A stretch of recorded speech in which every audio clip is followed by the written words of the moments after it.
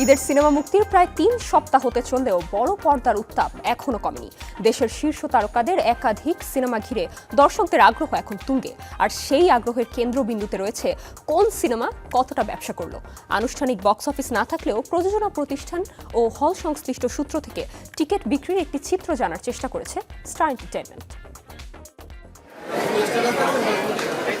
ঈদের আমেজ শেষ হলেও সিনেমা হলগুলোতে এখনো চলছে দর্শকদের ভিড়। আলোচিত তারকাদের একাধিক সিনেমা মুক্তি পাওয়ায় দর্শকদের কৌতূহল এখন টিকিট বিক্রির অঙ্কে। কে এগিয়ে কে পিছিয়ে সেই হিসাবে কষছেন সিনেমা প্রেমীরা।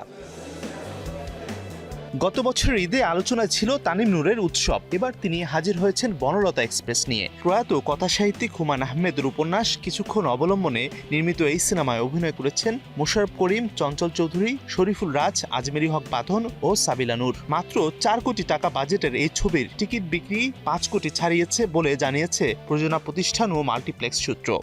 বনলতা এক্সপ্রেস সিনেমার সাফল্যের পেছনের কারিগর আসলে যারা এর সাথে যুক্ত, আমি বলতে চাচ্ছি যে সকল কলাকুশলী সহ আমরা সকলে মিলে এই ছবিটি একসাথে খুব আনন্দ নিয়ে করেছি এবং দেখা যাচ্ছে যে দর্শকের মাঝেও সেই আনন্দ ছড়িয়ে পড়েছে। সেই জন্য আমরা দর্শকের প্রতি আমাদের কৃতজ্ঞতা জানাচ্ছি এবং দর্শকের এই ভালোবাসা আমাদের কাছে সামনের দিনে চলার জন্য অনুপ্রেরণা হয়ে থাকবে। ঈদের আরেক আলোচিত সিনেমা দম। আফরান নিশো ও পূজা চেরি অভিনীত এই ছবির শুটিং হয়েছে কাজাখস্তানে। বড় বাজেটের এই সিনেমা নির্দিষ্ট অঙ্ক প্রকাশ না করলেও প্রযোজনা সূত্রের দাবি টিকিট সেল ইতিমধ্যে ৪ কোটি টাকা ছুঁয়েছে।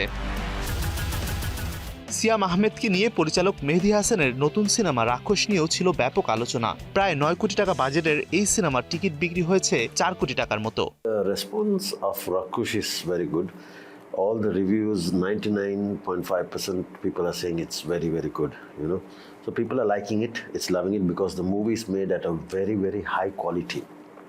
And people are enjoying it. There's not even one moment of boredom in this movie. So technically people are loving the movie and enjoying it. অন্যদিকে রাহান রাফির প্রেসার কুকার নিয়েও রয়েছে দর্শকদের আগ্রহ। যদিও বাজেট নিয়ে সরাসরি কিছু বলেননি নির্মাতা। সংশ্লিষ্ট সূত্র বলছে ছবিটির নির্মাণ ব্যয় মাত্র ২.৫ কোটি টাকা। এখন পর্যন্ত টিকিট সেল হয়েছে ১,৭০,০০,০০০ টাকার মতো, যা ঈদ সিনেমার আয় ব্যয়ের হিসেবে বেশ ভালো ফলাফলের আভাস দিচ্ছে। এটাই সার্থকতা যে মানে তৃষা এমন একটা ছবি হতে যাচ্ছে যেটা কিনা বক্স অফিসেও ব্যবসা সফল ছবি এবং এটা ইন্টারন্যাশনাল ফিল্ম ফেস্টিভ্যালগুলোতেও বাংলাদেশকে রিপ্রেজেন্ট করবে, বাংলাদেশের জন্য গর্ব বয়ে আনবে বলে আমি বিশ্বাস করি। তো আমাদের দেশে কি হতো, যে ছবিটা কমার্শিয়াল সাকসেসফুল হতো সেটা বাইরের দেশে ওরকম ভালো করতো না, যেটা বাইরের দেশে খুব ভালো করতো সেটা কমার্শিয়াল সাকসেস হতো না।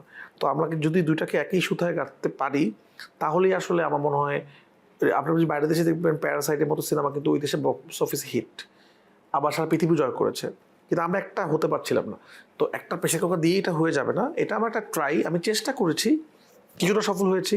সামনে ইনশাল্লাহ আমি আবার চেষ্টা করবো, আরেকটু সফল হবো। একসময় এমন ছবি ইনশাল্লাহ বানাবো যে ছবি পৃথিবী জয় করবে এবং বাংলাদেশের মানুষের মনও জয় করবে। তবে ঈদের সিনেমার সবচেয়ে আলোচিত নামগুলোর একটি শাকিব খানের প্রিন্স প্রত্যাশা অনুযায়ী ব্যবসা করতে পারেনি। প্রায় ১২ কোটি টাকা ব্যয়ের এই ছবির টিকিট বিক্রির তথ্য প্রকাশ করা হয়নি। তবে হল সংশ্লিষ্ট সূত্র বলছে দর্শক উপস্থিতি তুলনামূলকভাবে অনেক কম। তবে দর্শকদের আগ্রহ এখনো প্রমাণ করছে উৎসবের আমেজ শেষ হলেও সিনেমার লড়াই এখনো জমে আছে, দেশ পেরিয়ে বিদেশের বাজারেও। Mazharul Tamim, star entertainment.